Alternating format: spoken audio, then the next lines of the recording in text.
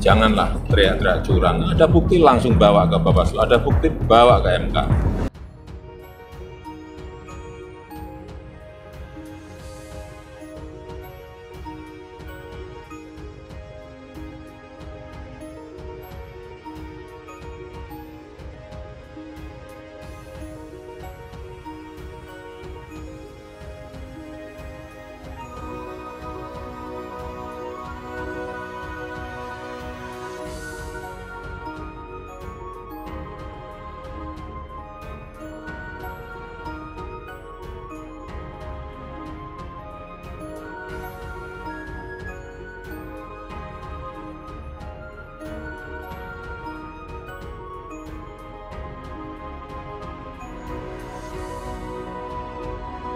Tadi diawali dengan film Dirty Fall.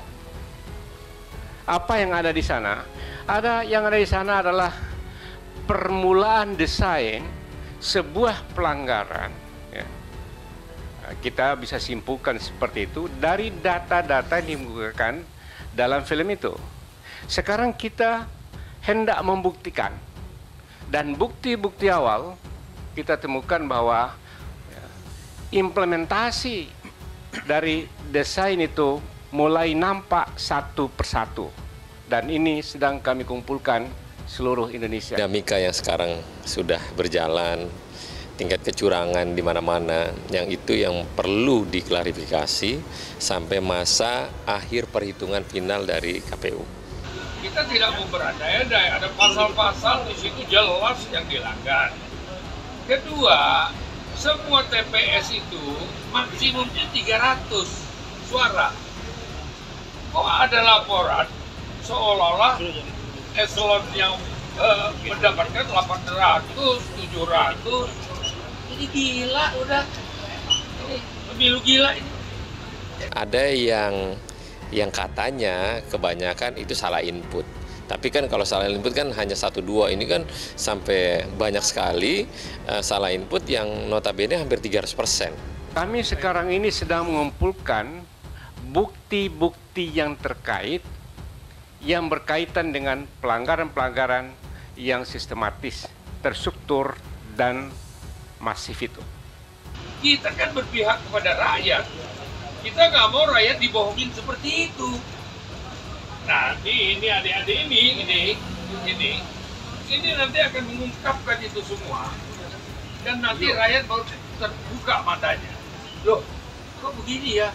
Ada daerah-daerah yang melapor sekarang ini merasa, Pak, kami nggak merasa milisi ini, kok yang menang ini, Pak? Kotak yang mana yang dibawa katanya? Pak, ini luar biasa.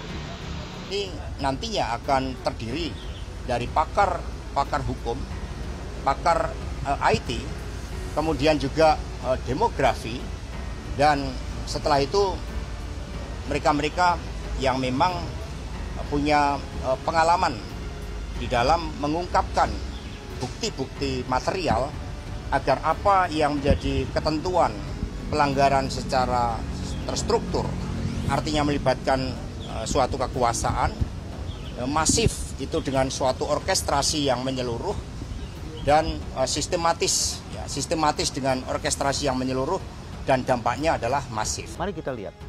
Sekarang saya akan masuk ke datanya pemilu. Data pemilu dari KPU. Saya mengambil ininya Jawa Tengah, ya. Jawa Tengah yang saya ambil. Terus kemudian saya mengambil di kabupatennya Pati. Ini Pati di sini. Teman-teman bisa lihat. Terus udah gitu kecamatannya adalah Kecamatan Sukolilo.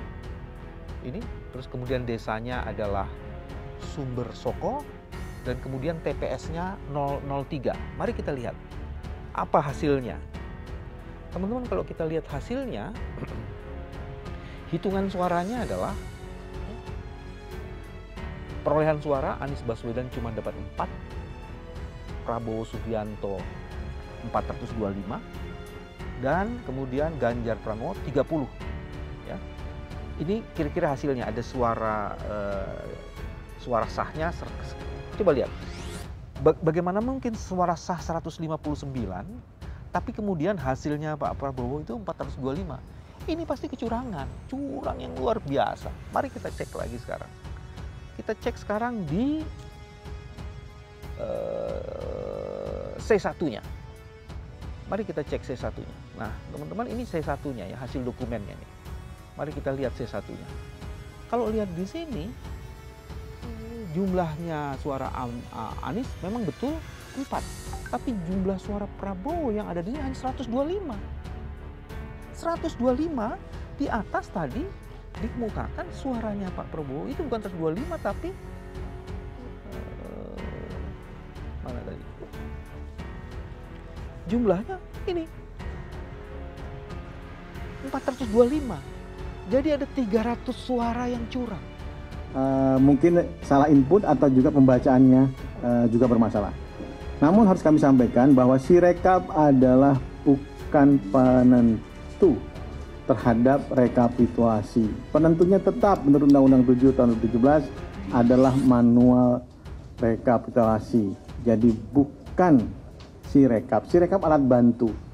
Semoga sekali lagi, kalau tidak ada Sirekap, tentu situasinya gelap, tidak bisa kita ketahui perolehan suara sesungguhnya berapa yang kemudian ditulis di dalam formulir dan kemudian diunggah ke Sirekap.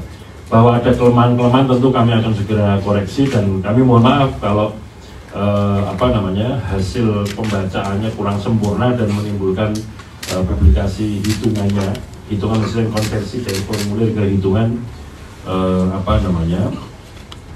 belum sesuai. Sekali lagi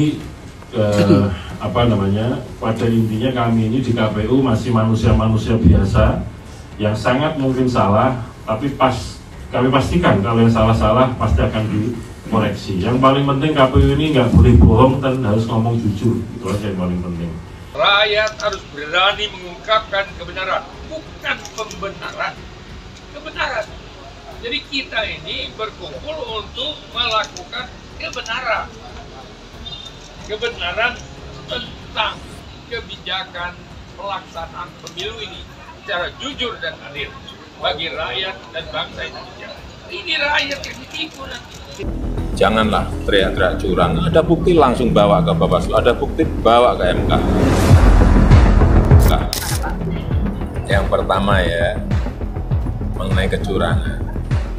Caleg itu ada saksi di TPS. Partai ada saksi di TPS. Capres, cawapres, kandidat ada saksi di TPS. Di TPS ada Bawaslu. Aparat juga ada di sana. Terbuka untuk diambil gambarnya.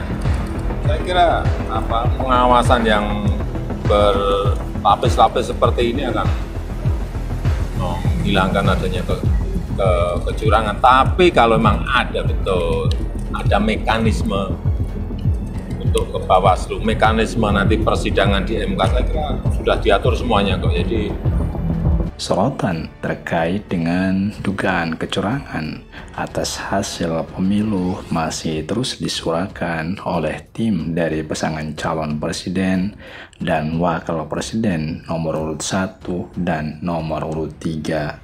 Dugaan kecurangan itu disebut dilakukan untuk memenangkan calon presiden dan wakil presiden nomor urut 2 Prabowo Gibran. Masing-masing tim hukum dari pasangan calon tersebut membeberkan berbagai bukti dugaan kecurangan, baik itu dari tim hukum paslon nomor urut 1 Anies Muhaimin maupun tim hukum paslon nomor urut 3 Ganjar Mahfud. Menanggapi dugaan adanya kecurangan tersebut, Presiden Jokowi meminta agar tidak hanya berteriak-teriak ada kecurangan. Jika memang ada dugaan itu, dirinya mempersilahkan dibawa ke Mahkamah Konstitusi.